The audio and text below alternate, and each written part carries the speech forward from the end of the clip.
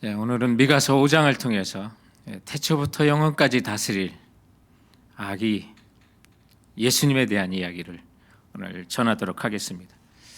오늘 이 예언을 받은 미가는 주전 8세기경에 유다 땅에서 60년간에 걸쳐서 좀 험난한 시기를 경험하며 하나님의 메시지를 선포한 선지자였습니다. 우상 숭배에 능했던 요담이라고 왕 밑에 정말 사명을 다하여 주님의 메시지를 전했고, 또 그 다음 왕이었던 아하스 왕은 우상 숭배가 더 심했었고, 또 나가 아수르의 사대주의를 펼치면서 국제적인 정세 속에 하나님을 의지하기보다는 세상을 의지하는 그런 왕 속에 예언을 했던 선지자였습니다. 그리고 히스기야는 하나님을 향하는 좋은 왕이었지만 또 반이스라엘 정책을 펼침으로 아수르의 정책을 펼침으로 아시리아의 여러 차례 침공을 받고 고통을 당하는 이런 외세로부터 또 내적인 영적인 그런 죄악으로부터 극심한 유다 땅에서 하나님의 메시지를 선포하고 저들의 죄로 인하여 하나님의 심판이 있을 것과 그 가운데 믿음으로 사는 자들, 그 남은 자들을 구원하겠다는 하나님이 여러 구약의 선지자들에게 주셨던 그 일반적인 그 말씀도 선포하였지만, 이런 고통의 시기에 그가 예언하며 견딜 수 있었던 것은 장차 오실 예수 그리스도 메시아에 대한 그 환상과 소망을 보고 그는 이 어려움을 견뎌냈던 것입니다. 그래서 미가서 5장에는 아기 예수로 오실 예수 그리스도에 대한 그 자세한 예언들이 오늘 담겨져 있는 것을 보게 되는데, 그러면 예수님께서 그 성탄으로 인하여 새 시대의 영광이 펼쳐질 건데 언제 탄생할 것인가? 언제 탄생할 것인가?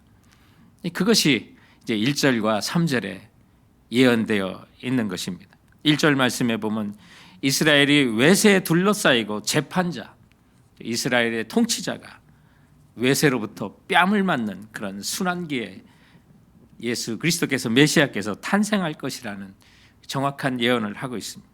3절에 보니까 그 당시에 그 고통이, 임신한 여인이 해산하는 그런 고통 기간을 끝날 그 부분에 예수 그리스도께서 탄생하신다고 하는 그 예언을 함으로써 이스라엘 왕이 끊기는 그 순환기에, 다시 말하면 베들레헴에서 나신 다윗의 왕가가 단절되어 버린 때 메시아가 탄생할 것을 예언하고 있는데, 이 예언과 같이 정확하게 그 백성이 로마에 의하여 통치를 받는 그 시기에 그 백성의 통치자들이 뺨을 맞는 그 시간에 마치 임신한 여인이 해산하는 그와 같은 소망이 없고 고통당하는 그 시기에 예수 그리스도께서 정확히 2000년 전 베들레헴에 우리 곁에 찾아오시게 된 것입니다. 그러면 오늘 미가서 5장에는 또한 어디서 탄생하실 것인가까지도 정확하게 예언되어 있는데, 유다 베들레헴이라고 2절은 정확히 말씀하고 있습니다. 2절에 보면 베들레헴 에브라다야, 너는 유다 족속 중에 작을지라도 이스라엘을 다스릴 자가 내게서 내게로 나올 것이라고 말하고 있습니다. 베들레헴이라고 명확히 얘기하면서 여기에 에브라다라는 말을 표현하고 있는데, 성경에 보면 에브라다, 에블랏이라고도 이렇게 표현하는데, 이것이 스불론 땅에 있는 저 북쪽에 예수님이 자라셨던 나사렛 근처에도 바로 베들레헴이 있기 때문에, 또 이 스불론 땅에 있는 베들레헴과 또 유다 땅에 있는 베들레헴, 그것을 구분하기 위해서 에브라다라고 하는 이 명칭을 또한 사용했던 것으로 보여집니다. 더군다나 더 이 의미가 있는 것은 이 에브라다, 그것을 베들레헴이라고 이렇게 말씀하는 것이 창세기 48장 7절에 보면 에블랏은 곧 베들레헴이라 이렇게 기록되어 있는데, 바로 그때 그곳에서 이 요셉의 그 어머니였던 라헬이 베냐민을 해산하고 바로 그 땅에서 죽습니다. 그래서 베들레헴에 가면 지금 사진에 보는 것 같은 라헬의 묘비가 또 기념 장소와 함께 슬픔의 역사를 간직하고 이렇게 유적으로 남아있는 바로 그것. 그래서 오늘 3절에 보면 임신한 여인의 해산의 고통과 정말로 연상하게 하는 바로 그 장소에서 예수님께서 탄생하셨는데, 오늘 본문에 기록한 그 말씀에 있는 것처럼 베들레헴은 유다 족속 중에 작은 곳, 아주 초라한 시골 촌락에서 세상의 왕이신 예수 그리스도께서 겸손하게 탄생하신 것입니다. 하나님은 선지자들에게, 구약의 여러 선지자들에게 인간의 몸을 입고 오실 예수님에 대한 다양한 비전과 그림을 그들에게 보여주셨습니다. 이사야에게는 처녀의 몸에서 이 성령으로 잉태하여 출생하시는 하나님의 독생자로 그 이름을 임마누엘이라 명확하게 가르쳐 주셨고, 학개 선지자에게는 만국의 보배 곧 만국의 소원이라고 학개 2장 7절에는 말씀하고 있습니다. 말라기 선지자는 예수 그리스도에 대해 의로운 태양, 치료하는 광선으로 예언을 하도록 말씀을 주시고 그 소망을 보여주셨던 것입니다. 이와 같이 암울한 시대를 살았던 여러 선지자들에게 새로운 소망과 희망과 새로운 영광의 시대가 예수 그리스도로부터 말미암을 것을 보여주시면서 그 어려운 시대를 견디게 하시고 소망 가운데 살게 하셨던 것입니다. 그렇다면 여러분, 오늘 우리에게도 이와 같이 방불한, 또는 이거보다는 좀 못하지만 우리에게도 고난과 아픔과 또 어려움을 겪고 있는 우리 성도들이라면 이제 이미 오신 예수 그리스도를 다시 한번 바라보고 다시 오실 예수 그리스도를 소망하면서 우리 주님 앞에 심령을 다하여 경배하고 예배할 수 있는 이 시간이 되기 원합니다. 그렇다면 오늘 본문 미가서 5장에 말씀하는 우리 곁에 오신 영원하신 예수 그리스도, 그분은 어떤 분이신지를 우리가 찾아보고 소망을 삼고자 합니다. 첫 번째 본문이 보여주는 그 교훈은 영원하신 통치자로 이 땅에 오셨다는 것입니다. 그래서 예수 그리스도의 근본은 태초입니다. 아니, 그 이상입니다. 그분은 피조된 존재가 아니라는 것을 말씀하는 것입니다. 창세로부터 계셨던 그 하나님. 그래서 2절에 보면 베들레헴 에브라다야 너는 유다 족속 중에 작을지라도 이스라엘 다스릴 자가 내게서 내게로 나올 것이라. 그의 근본은 상고요 영원에 있느니라. 그분은 그 전에 어딘지를 잘 모릅니다. 영원한 전부터 계셨습니다. 그리고 영원까지도 계시는 겁니다. 본래부터 계셨다는 것입니다. 창조주시라는 것을 우리들에게 말씀하고 있습니다. 그래서 요한복음 1장에는 태초에 말씀이 계시니라. 이 말씀이 하나님과 함께 계셨으니 이 말씀은 곧 하나님이시라. 그가 태초에 하나님과 함께 계셨고 세상을 지으셨고 그 말씀이 예수 그리스도라고 말씀하는데, 그러면 왜 이렇게 복잡하게 말씀하세요? 예수 그리스도는 하나님이시기 때문에, 그 예수 그리스도의 신성 때문에 태어났다고 할 수 없기 때문에, 하나님의 예수 그리스도의 신성을 소개하는 요한복음에서는 태초부터 계신 분으로, 말씀으로 계신 분으로, 말씀이 육신을 입어 이 땅에 오신 그분이 바로 예수 그리스도시라고 말씀하고 있는 것입니다. 이처럼 2000년 전에 우리 곁에 아기로 오신 예수님은 영원하신 분입니다. 그런데 죽을 수 있는 몸을 입고 위하여 동정녀 마리아의 몸을 빌려 아기로 베들레헴에 탄생하신 것입니다. 그렇다면 왜 예수님께서 하나님 우리를 구원하시는 그 구원자로 사람이 되셔야 했을까? 여러분, 예수님이 왜 사람으로 오셔야 했을까? 그 이유를 명확히 아십니까? 성경의 여러 군데에는 그리스도는 인간의 구원자가 되기 위하여, 구속자가 되기 위하여 육신을 입어 이 땅에 오셨다고 말씀하고 있는데, 율법에 보면 구원자가 있고 구속자 또는 기업 물을 자라고 하는 그런 용어를 씁니다. 근데 여기 구원하신다, 구속하신다, 기업을 물은다라고 하는 것은 동일한 그 뜻을 갖고 있는데 뭐냐? 본래의 위치로 돌려놓는다라고 하는 뜻을 갖고 있습니다. 그래서 주님께서 우리를 구원하시려고자 이 땅에 오셨을 때는, 여러분, 모든 하나님께서 에덴 동산에 우리를 창조하시고 사람들을, 아담과 하와를 창조하시고 모든 만물을 창조하실 때는 완벽한 것이었습니다. 영원히 하나님과 교제할 수 있는 존재였습니다. 그런데 죄로 말미암아 그것을 쫓겨나게 되었던 것입니다. 영원히 살 수 있는 존재가 이제 죽어야만 되는 존재로 바뀐 것입니다.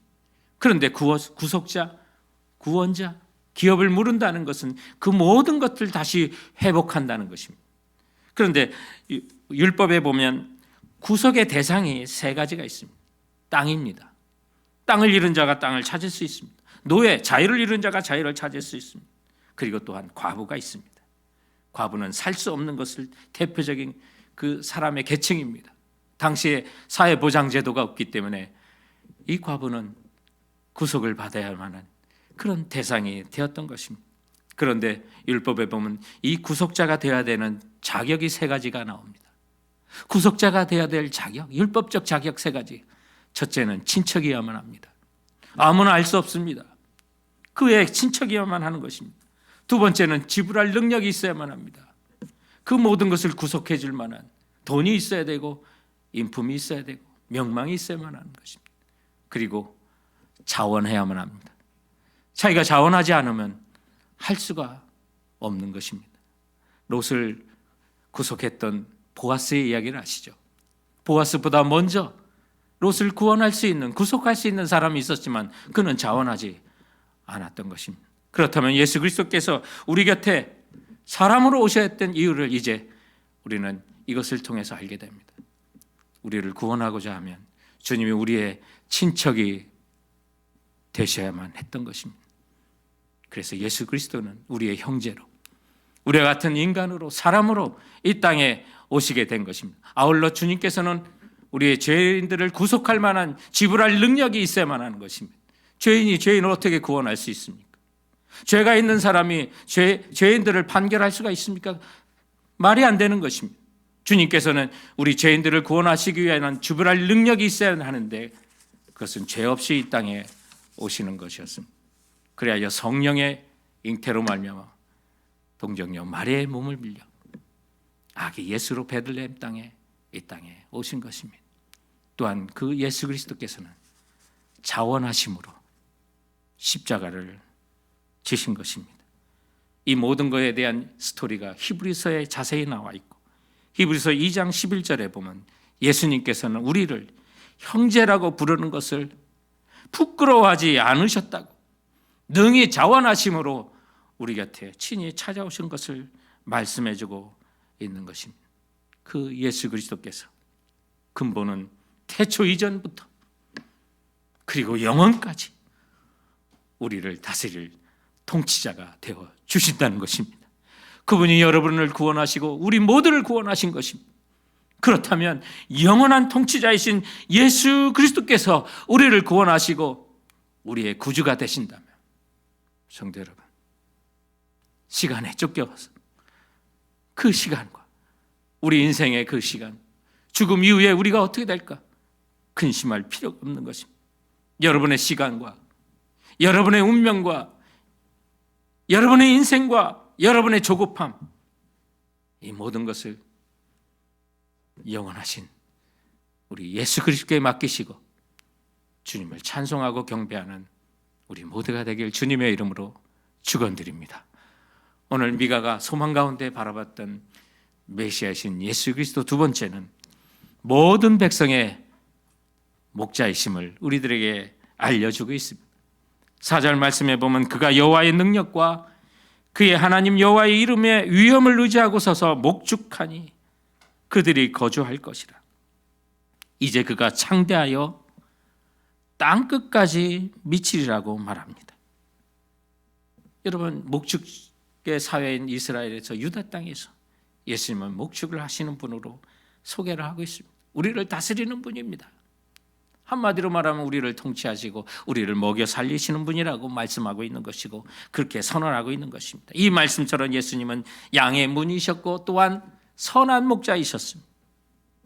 그가 양의 목자이시면 양으로 생명을 얻게 하고 더 풍성히 얻게 하려 하신 그 약속의 말씀처럼 예수 그리스도는 생명의 떡으로 우리를 먹이시고자 베들레헴에 태어나셨는데, 이 베들레헴이라고 하는 그 고을의 이름의 뜻 역시 떡집이라는 뜻을 갖고 있습니다.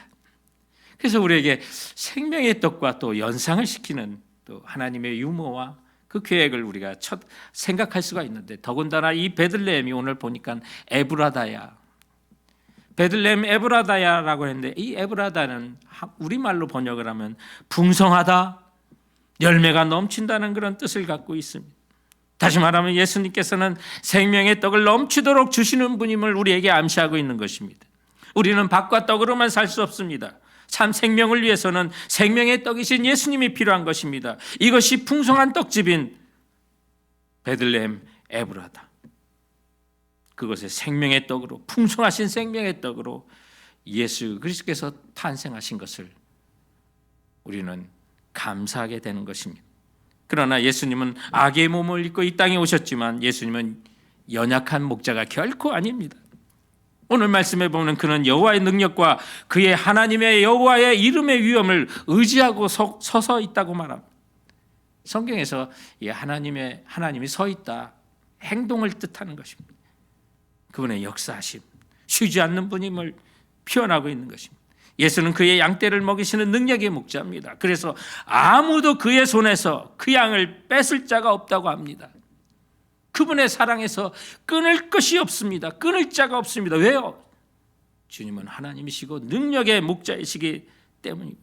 그러므로 그 목자이신 우리 예수 그리스도께서 구원과 생명의 목자로서 땅 끝까지 온 백성, 모든 백성, 민족, 열방, 방언에서 친히 목자가 되실 것을 예언하고 있습니다. 그래서 4절 하반절에 보면 그가 창대하여 땅 끝까지 미치리라 라고 말합니다. 이는 오신 예수 그리스도께서 통치하실 영역이 어디인지를 우리에게 알려줍니다. 온 세상입니다. 아니, 온 우주입니다. 그래서 예수님의 통치 영역은 예루살렘이었고 유대였고 사마리아와 땅 끝까지라고 사도행전 1장은 고백하고, 마태복음 28장에는 모든 족속이라고 하고, 마가복음 16장에는 천하 만민이라고 하고, 마태복음 24장 14절은 모든 민족이라고 말합니다. 또한 계시록 7장 9절에는 그 예수 그리스도께 모심을 받은 그 양떼들이 각 나라와 족속과 백성과 방언으로부터 이루 셀 수 없는 큰 무리가 구원받고 생명의 양식을 먹을 것을 예언하고 있는 것입니다. 그렇다면 예수 그리스도께서 이 땅에 오신 그 소식은 당시 천사들이 외쳤던 그 말씀처럼 온 백성에게 미칠 큰 기쁨의 좋은 소식을 너희에게 전하노라. 여러분, 너무나도 큰 기쁨의 소식이 아니겠습니까? 이 사실을 우리가 정말 믿고 깨닫는다면 우리 심령 속에는 세상이 줄 수 없는 영적인 부요함이 찾아오게 되는 것입니다. 그래서 우병훈 교수님이라고 이 세계 3대 인명사전에 다 기재된 아주 유명하신 우리 신학의 거장이신 목사님이신데, 고신대 총장을 지금 역임하고 계시는 우병훈 교수님께서 이런 말씀을 하셨습니다. 그리스도의 성육신을 통해 그리스도는 부자에서 거지가 되셨고 이를 통해 우리를 부자로 만들어 주셨다. 우리가 부자가 됐다는 것은 물질적으로 축복을 받게 됐다는 뜻은 분명 아니다. 그리스도인이 된 뒤 내가 가진 복음의 부요함으로 가난한 자들을 섬길 수 있게 됐다는 걸 말한다. 아무리 많이 가져도 가난한 이웃을 구제하지 못하면 거짓 신세를 면할 수 없다. 하지만 자신이 가진 복음을 가난한 자들에게 나눠주면 결국 하늘의 보화를 쌓는 참 부자가 되는 것이다 라고 했습니다. 그의 말처럼 영적인 부요함을 가진 사람들의 모델이 되는 한 분이 계시는데, 이분은 미국 초대 대통령 워싱턴을 도와서 미국이 영국으로부터 독립하는데, 그리고 미국을 건설하는 데 큰 역할을 하신 프랑스의 마르키스 라파에드라고 하는 귀족이 계십니다. 이분이 미국에 와서 워싱턴을 돕다가 예수님을 구주로 영접하게 됩니다. 그리고 전쟁이 끝나 그는 프랑스로 돌아갔는데, 그는 큰 농장을 경영하고 있었습니다. 근데 이 농장을 경영하는데 이 프랑스의 그 지역에 이 마른병이 발생하게 된 것입니다. 그래서 농작물이 모두 말라 흉년이 드는 큰 기근이 찾아오게 되는데, 너무나도 놀라운 것은 이 마르키스 라파에드의 그 농토에는 이 마른 병이 찾아오지 않았던 것입니다. 아니, 오히려 과거보다도 더 풍성한 밀을 수확할 수가 있었던 것이었습니다.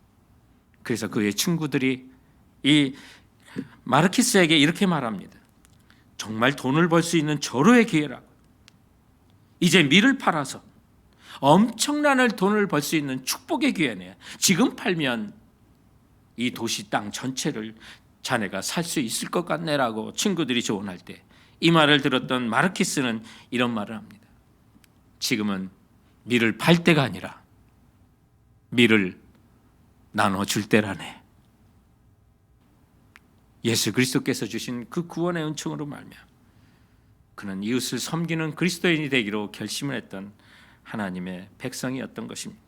사랑하는 성도 여러분, 정말 우리의 모든 백성의 목자 되신 예수 그리스도께서 우리와 함께 하시면 우리는 무엇을 먹을까, 무엇을 마실까 걱정하는 자가 아니라 예수 그리스도께서 나의 목자가 되셔서 쉴만한 물가로 인도하시고 내게 상을 베푸시고 내게 기름을 바르셨으니 내 잔이 넘치나이다라고 고백할 수 있게 되는 것입니다. 그러므로 모든 백성의 목자로 이 땅에 오신 이 예수 그리스도, 그분을 구주로 섬기고 모시는 우리 모두는 목자 되신 예수 그리스도로 인하여 영적인 부요함과 그 이웃들에게 그 부요함이 넘쳐가는 하나님의 선한 역사가 우리 모두에게도 일어나기를 주님의 이름으로 축원드립니다. 오늘 미가가 절망의 시대에 소망으로 봤던 예수 그리스도는 마지막 세 번째로 평강의 왕이셨습니다. 그래서 5절 말씀에 보면 이 사람은 평강이 될 것이라고 말합니다. 가까이는 아수르 사람들의 침략을 받을 시기였기 때문에 그가 우리를 그에게서 건져내리라고 6절에는 말하고 있습니다. 그래서 아수르 군대가 정말 하루아침에 다 죽게 되는 그런 역사가 있었죠. 그들을 칠 때 우리의 눈에는 보이지 않지만 7 목자와 8 군왕을 동원하여 용맹스러운 그런 권능의 지도자를 일으켜 그 백성들을 사라지게 할 것이라고 그 승리에 대한 예언을 하셨는데, 이는 장차 하나님께서 정말 7 목자와 8 군왕 같은 용맹스러운 지도자, 권능의 지도자를 일으켜 교회가 당하는 모든 위험과 영적 전쟁에서 마침내 승리를 거두게 할 것이라는 예언을 담고 있는 것입니다. 그리하여 6절 하반절에 보면 그가 우리를 그에게서, 그 원수에게서 건져내리라고 예언하고 있는 것입니다. 성도 여러분, 우리 인생의 모든 전쟁, 복음을 전하는 데 있어서 모든 원수들의 세력은 그리하여 예수 이름으로 멸하여 주실 것을 예언하고 있는 것입니다. 그러므로 우리 인생에서 영적인 전쟁과 그 어떤 위험으로부터 예수 그리스도는, 그분은 우리의 평강이 되실 것을 약속하고 있습니다. 사도 바울은 그는 우리의 화평이라고 그렇게 선언했던 것입니다. 평강의 왕 예수 그리스도는 비록 정치적인 메시아는 되지 않으셨지만 성경에 보면 그의 백성들에게 언제나 평강을 주셨음을 우리는 확인할 수가 있습니다. 천한 사람들을 친구로 삼아 주셨고, 약한 사람들을 돌보시고, 병든 자를 불쌍히 여기시고 치료해 주시며 평안히 가라 말씀하십니다. 오늘 불안감 가운데 이 성탄 예배에 오신 여러분들의 심령 속에 주님께서는 동일한 말씀으로 여러분을 축복하십니다. 여러분의 이름을 부르시며 평안히 가라. 왜요? 그분은 평강이시기 때문에 그렇습니다. 귀신 들린 사람을 치료해 주시며 또한 평강을 주셨던 것입니다. 어거스틴이라고는 그 신학자는 이 세상의 모든 형태의 쾌락과 만족을 추구하는 타락한 삶을 살다가 결국은 믿음 안에서 예수님을 영접하고 비로소 참 평안을 얻었다고 고백하면서 그의 고백록에는 이런 글을 썼습니다. 오 하나님이시여, 주께서는 자신을 위하여 나를 창조하셨사오니 나의 영혼이 주 안에서 안식을 누리기까지는 내 영혼에 안식이 없나이다. 여러분, 그렇습니다. 경험자는 다 압니다. 세상에서 만족을 찾으려고 발버둥 쳐도 끝이 없습니다. 하나님께서 평안을 주셔야만 우리는 비로소 평안할 수가 있는 것입니다. 그리고 2000년 전에 베들레헴에 아기로 오신 예수 그리스도를 경배하고 모시는 자는 지금도 주님이 다스리는 하나님 나라를 이루고 평강의 나라를 이루게 되는 것입니다. 그분의 나라는 여기 있다 저기 있다가 아니라 예수 그리스도를 모신 자만이 누릴 수 있는 그 나라가 하나님의 나라가 되는 것입니다. 우리가 주님 안에 있고 주님이 내 안에 있으면 우리는 다음과 같은 고백을 할 수 있습니다. 주 안에 있는 나에게 딴 근심 있으랴. 성도 여러분, 인생에 여러 가지 근심 걱정을 가지고 씨름하다가 오늘 이 성탄 주일 예배에 오셨습니까? 여러분의 주인이신 예수 그리스도, 그분께서 여러분의 근심을 달라고 말씀합니다. 그리고 나의 평안을 너에게 주겠다고 말씀하고 있는 것입니다. 그 주님과 함께 평강을 누리시는 우리 성도들이 되길 주님의 이름으로 축원드립니다. 이제 구약의 하나님의 선지자들은 한결같이 새 시대의 비전인 예수 그리스도의 탄생을 믿음으로 보며 소망하면서 그 시대에 하나님의 메시지를 예언하며 살았던 것입니다. 미가도 예외 없이 이 예언 사명을 집중하며 그 소망을 보면서 마침내 2000년 전 첫 성탄절에 예수 그리스도께서 베들레헴에 동정녀 마리아의 몸을 빌려 이 땅에 탄생하심으로 인류에게는 새 역사가 시작되어 그전에는 BC, 주전, 예수님이 오신 뒤에는 AD 주후 이렇게 역사가 바뀌게 된 것입니다. 그렇다면 오늘을 살아가는 우리들에게도 다시 한번 다시 오실 예수 그리스도를 보고 주님이 가져올 새하늘과 새 땅, 그 영광의 그 시대를 다시 한번 바라보라고 오늘 본문은 말씀하고 있는 것입니다. 미가서의 모든 예언이 그대로 이루어져 예수 그리스도께서 오신 것처럼 다시 오시겠다 하신 예수 그리스도는 우리에게 영원한 하늘나라를 가지고 이 땅 가운데 다시 여러분을 맞이하시러 오실 것을 약속하고 있는 것입니다. 그러므로 예수 그리스도는 영원한 통치자이십니다. 그리고 지금도 우리와 함께 하시는 모든 백성의 목자이십니다. 또한 수많은 근심과 걱정이 난무하는 이 시대 속에서도 평강의 왕으로 우리 곁에 오신 것입니다. 그 은혜를 주신 주님께 여러분 무엇으로 이 시간 경배하며 선물을 드리시겠습니까? 그 옛날 동방 박사는 황금과 유황과 몰약을 선물로 드렸는데 저는 이 말씀을 마무리하며 주께서 바라시는 우리들을 향한 선물을 기대하시는 것이 있다고 믿습니다. 오늘 그 선물의 리스트를 여러분께 전달하며 말씀을 마치고자 합니다.